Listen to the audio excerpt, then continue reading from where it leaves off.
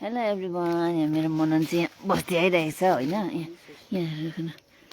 यहाँ चाहिँ अब आलु खन्नु आँटेको छ। यहाँ खन्ने देखाउँदै भाइ यहाँनिर चाहिँ रवि दादा तिमीले खनेर लगिसकेको यहाँको चाहिँ ल हाम्रो भाइ आलु खन्दैछु न।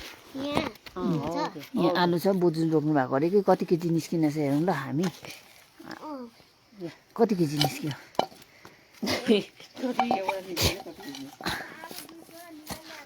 बिस्तारै बिस्तारै खन्नुपर्छ, यसो खन्नुपर्छ हौ भाइ। बिस्तारै गरायो आलु त भट्टाभट छ। आप्पै त्यसरी होइन, फापर चाहिँ होइन अरे खन्नुपर्ने चाहिँ। हाम्रो मननले आलु खन्दैछ यहाँनिर। किचन गार्डन भनौँ न यो मम्मीको। खन न त्यो हो यिनीहरू भएको हुन्छ। बिस्तारै गर। अघि रवि दाले कति केजी लग्यो? 2 केजी जहीँ। मेरो मम्मीले चाहिँ फापर सापर सबै अघि बिहान अलिकति मिसाएर खायो होइन। खै म खनेर हेरौँ भाइ, यसो गर न। यहाँ पहिला हामीले फुल रोप्थ्यौँ आमा छोरी भएर, अहिले मम्मीको चाहिँ यहाँनिर चाहिँ सब्जी रोप्ने जग्गा पो बनाएको छ।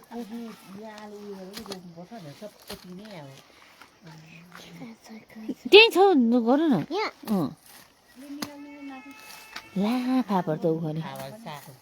यो फापरको फुल चाहिँ कस्तो राम्रो हुँदो रहेछ। मैले त फापरको फुलै नचिनेर अस्ति।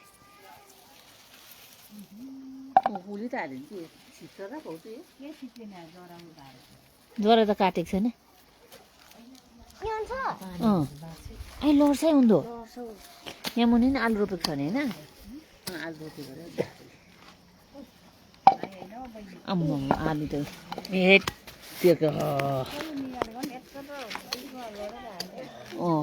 पर्छ नि त। दोकानमा छ भने बोजू नातिले यहाँ आलु खन्दैछ। यो चाहिँ फापरको, यो कसले चिनेको छैन फापरको। यो मैले अस्ति फुल यस्तो नामथामा देखेँ कि भरे त के दामी फुल रहेछ भनेको कि कान्छोले भने। म त यस्तो झारको फुल पनि कस्तो राम्रो फलाउँदो रहेछ भनेको थिएँ कि यो मान्छेले चाहिँ फापरको फुल पनि देखेको छैन। अब यहाँ हाँस्दो रहेछ। अरे आउनु नि बाउ छोरी पनि।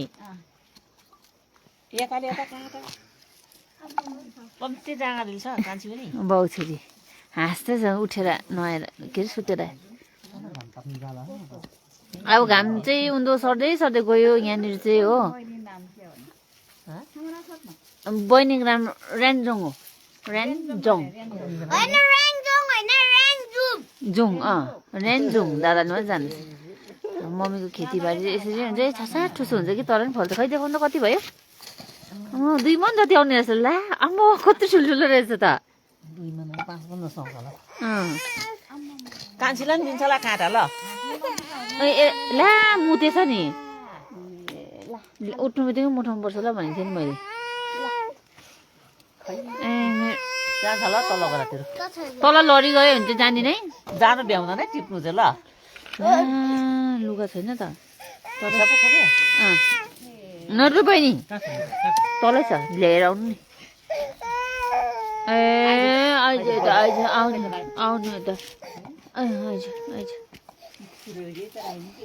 राम्ररी खने भाइ, आलु मजाले निकाल्नुपर्छ। छिटो लुगा ल्याइदिनु चिसो हुन्छ बहिनी। ला उता नि खेल्नु पऱ्यो। भयो भयो भयो। आलु खन्दैछ है दादाले।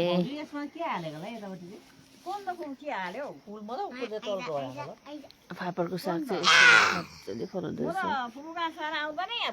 पारिनिर के अरे धुम्म भएको जम्मा जलुक हो। यहाँबाट देख्छ हामीले जलुकहरू हो। सुबनडाँडा बाउचिन घाम लागिरहेछ। सुबनडाँडा बाउचिनतिर चाहिँ, हाम्रोतिर चाहिँ छैन घाम। यहाँ पारि त्यो सेतो सेतो देखिरहेको चाहिँ फदमचिन हो। फदमचिन त्यो अलि माथि चुच्चोमा चाहिँ जलुक हो। यो पारि देख्दै गरेको सुबनडाँडा। अब एउटा राम्रो फोन किन्नुपर्ने छ, सबै देख्छ नि यहाँबाट। माथि माथि यस्तो छ। यताबाट चाहिँ लगे त मम्मी हजुर नाम थाहा बौचिन नामथाङ देख्दैन भाइ यहाँबाट पास्टिङ देख्छ यहाँबाट हो उयो रुखहरू नभएको भए चाहिँ रिङतामहरू पनि देख्थ्यो बाबा हो ओ पारि चाहिँ के पो भन्छ अगमलोक अगमलोकतिर होमस्टेहरू पुरा छ होइन यतातिर अनि यहाँ दोक्सीमा पनि छ छनु चाहिँ अब हाम्रो घरदेखि चाहिँ देख्दैन माथि छ पास्टिङमा चाहिँ छैन त्यस्तो साह्रो होमस्टे लिङताममा छ बौचिनमा छ अनि बौचिनमा त छ कि छैन अनि यहाँतिर चिसो भण्डारा हो ऊ पारितिर देख्दै गएर फदमचिन जो लुक त्यहाँबाट चाहिँ छङ्गु पुग्छ यहाँबाट चाहिँ हो यताबाट गयो भने चाहिँ पाङलाखा पुग्छ कलो कलो कलो अब यहाँ गयो भने चाहिँ हाम्रो आलुबारी पुग्छ हाम्रो चाहिँ आलुबारी चाहिँ यहाँ घरको आँगनमा छ यति भएछ यति बेला पनि हुँदो रहेछ नि माइजू आलु त जति बेला रोपे नि हुने रहेछ है ल बहिनीलाई चाहिँ फुल चाहियो ल भाइको चाहिँ सबै भित्रको पनि देखेँ आलु निकाल्ने हुँदा चाहिँ खै छोरा न बोजू र तिमीलाई म यहाँ भिडियोमा बनाउँदैछु खै आलु एक पोल भएछ भयो गयो त अन्त पोहोर पनि यसरी खनेको थिएँ मैले मम्मीले जे रोप्यो त्यही फल्छ फाचाक ठुचुक छस रोपिरहेको हुन्छ हामीले चाहिँ मेहनत गरेर रोप्दा नि हुँदैन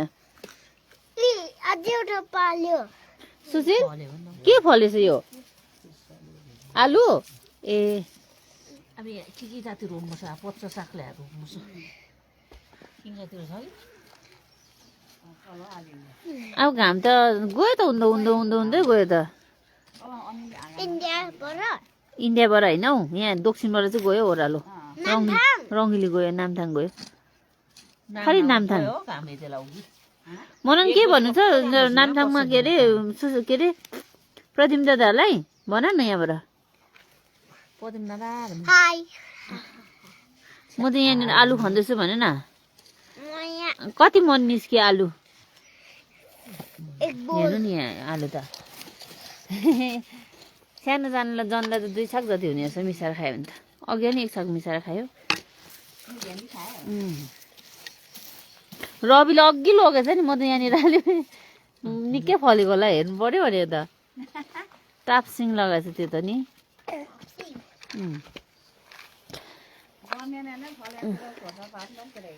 यता चाहिँ हाम्रो यहाँ लसुन बारी छ हो क्यारेटमा रोपेको सबै लसुन अनि यहाँ मम्मीले चाहिँ सबै क्यारेटमै रोपेर फलाउनु पर्ने अरे नि त बारी छ र पनि हो अन्त यहाँनिर यस्तो सिमीहरू छ हाम्रोमा चाहिँ डल्ले खोर्सानीको एउटा डल्ले खोर्सानी फल्यो यो चाहिँ गुराँसको फुल हो अस्ति चाहिँ मजाले फुलेको थियो होइन यो 2टा झ्याङ छ तर यो अहिले चाहिँ अब मर्दो रहेछ यहाँ मुला पनि रहेछ सागको डुकु पनि हुँदो रहेछ बहिनी लड्छ है तितिबी प्याज यहाँ चाहिँ छ्याबी भन्छ यस्तो प्याज चाहिँ सानो डल्लो हुन्छ कि त्यो चाहिँ हामीले चाहिँ पहिलातिर प्याज किनेर खान्थ्यौँ नि यस्तै खान्थ्यौँ यतातिर चाहिँ यसकै छ्याबीकै यो छ्याबी अरे यो मुनिको डल्लो हुन्छ प्याज जस्तै यस्तो सानो डल्लो हुन्छ कि अन्त त्यही खान्थ्यो यस्तो छ यो चाहिँ घिउ सिमी अझै यो नामथाङबाट ल्याएर रोप्नु भएको थियो रहेछ कि मम्मीले अनि यो सिमी चाहिँ मजाले फलेछ हो सुक्दै रहेछ मटर रहेछ गाजर रोपेको छ यहाँनिर मटर नि हुँदै रहेछ कोपी चाहिँ बाक्लो भएछ हो